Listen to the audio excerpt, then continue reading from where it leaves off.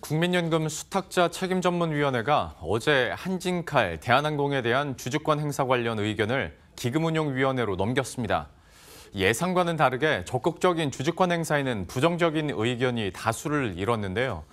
다만 이사 연임은 반대하기로 의견이 모아지면서 총수 일가에 대한 압박 가능성은 남겨두었습니다. 기금위의 최종 결정에 관심이 쏠리는 가운데 현재 상황과 또 향후 전망에 대해서 증권부 조영근 기자와 함께 이야기 나눠보도록 하겠습니다. 조 기자, 우선 지금까지의 상황부터 한번 간략하게 정리를 해주시죠. 네, 우선 국민연금의 최대 의사결정 기구죠. 기금위는 지난 16일에 한진칼 대한항공에 대해 주주권 행사 안건을 논의했습니다. 그 결과 바로 결론을 내리지는 못하고 수탁위의 전문적인 의견을 듣고 그 이후에 다시 회의를 열겠다 이렇게 결정했었는데요. 수탁위는 국민연금의 스튜어드십 코드 도입에 따라 지난해 8월 출범한 민간 전문가 기구입니다. 9명으로 구성된 주주권 행사 분과위원들은 어제 한진칼, 대한항공에 대한 주주권 행사 여부와 행사 범위를 검토했습니다. 회의 결과 수탁위 다수 의원들이 적극적 경영 참여에 대해서 부정적인 의견을 냈습니다. 수탁위는 해당 내용을 기금위에 전달할 예정으로 기금위는 수탁위 의견을 토대로 빠르면 이달 말 아니면 다음 달 초쯤에 최종 결론을 내릴 예정입니다.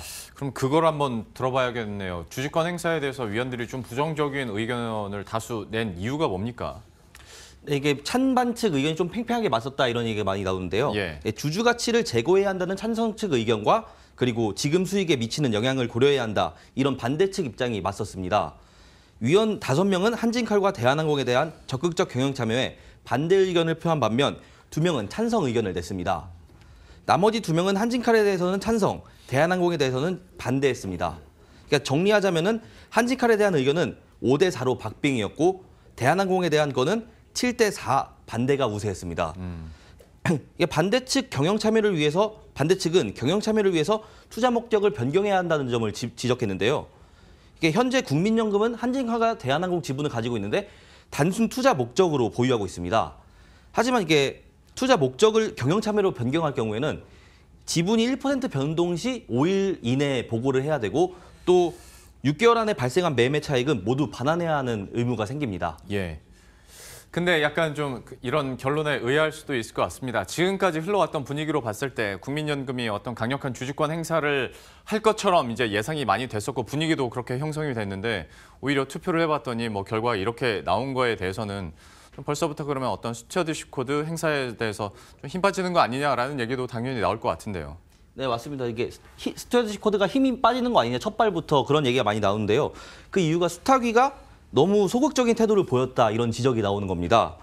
하지만 이게 수탁위 쪽에서는 이제 주주 권리 행사에 대한 의지가 완전히 사라졌다고 보긴 어렵다 이렇게 해석하고 있는데요. 수탁위는 적극적 경영 참여에 해당하지 않는 한진칼 대한항공 이사 연임 반대 한 건에 대해서는 논의했는데 이제 조양호 회장 등 이사 연임에 대한 의결권 행사에 7명이 찬성하고 2명이 반대했습니다. 그러니까 정리하자면은 7명은 조양호 회장 이사의 연임을 반대하자 이렇게 의견 낸 거고 2명은 연임 반대에도 연임 반대를 하지 말자. 그러니까 연임에 찬성하자 그런 의견을 낸 겁니다. 그러니까 한진칼의 경우에는 석태수 대표를 비롯한 등기 임원 4명이 임기 종료를 앞두고 있고 조양호 회장은 한진칼 사회이사 임기는 1년이 더 남았는데요. 이게 대한항공 이사직 임기는 오는 3월 17일까지여가지고 만약에 이 투표대로 진행된다면은 조양호 회장의 대한항공 이사직이 다음 달 연임되기 어려워 보입니다. 이게 적극적 주주권 행사가 아니더라도 뭐 주총 표대결에서는 사모펀드 쪽 손을 들어줄 수 있다 이런 해석이 가능합니다. 그렇기 때문에 이제 의결권을 통해서 조 회장 일가에 대한 적당한 수위의 압박은 가능할 것이다 이런 전망이 나옵니다.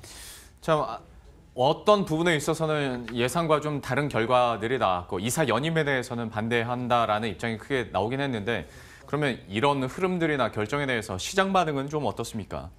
네, 이게 뭐 스튜어드십 코드가 첫 사례다 보니까 이제 수탁위에서 많이 부담을 느낀 것 같다 이런 분석이 나옵니다. 전례가 없는 상황에서 과도한 경영 개입이다 이런 지적까지 나오니까 이제 소극적 태도를 보일 수밖에 없었다 이런 설명입니다. 사모펀드인 KCGI도 부담 요인으로 작용했을 가능성도 있는데요. 이게 국민연금은 KCGI와 별도로 독단적으로 결정하겠다 이렇게 밝혔지만 한진칼 대한항공에 대한 적극적 주주권 행사가 사모펀드의 편을 들어주는 것처럼 보일 수가 있기 때문에 이런 점에서 부담을 느낀 것 아니냐 이런 지적이 나옵니다. 또 다만 그렇지만 이게 주총 표대결로 번질 경우에는 이제 조 회장 일가도 부담이 남아 있는 만큼에 향후 기금위 최종 선택과 한진칼의 반응이 어떻게 될지 이제 지켜봐야 한다는 전망이 나오고 있습니다. 그러면 이제 추는 기금운용위원회로 넘어간 상황이지 않습니까? 여기서 좀 결론이 좀 반대로 날 수 있는 가능성도 있긴 있습니까?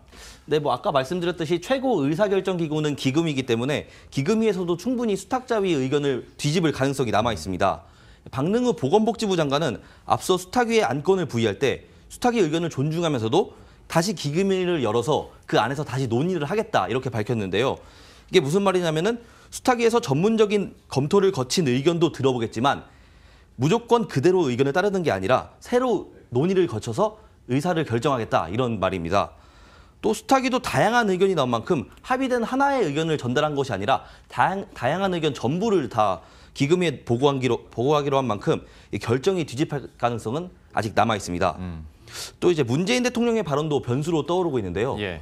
문 대통령은 어제 대기업은 대주주 중대한 탈법과 위법에 대해서는 국민연금의 스튜어디스 코드를 적극 행사해 국민이 맡긴 주주의 소임을 충실하게 이행하겠다 이렇게 말했습니다.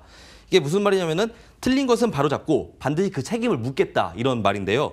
첫 스튜어디스 코드 논의인 만큼 이 변수가 너무 다양하기 때문에 다가오는 기금위에서 어떤 결정을 내려질지 귀추가 주목되는 상황입니다. 예, 기금위의 결정도 저희가 예의주시하면서 한번 지켜보도록 하죠. 지금까지 조영근 기자와 함께했습니다. 잘 들었습니다.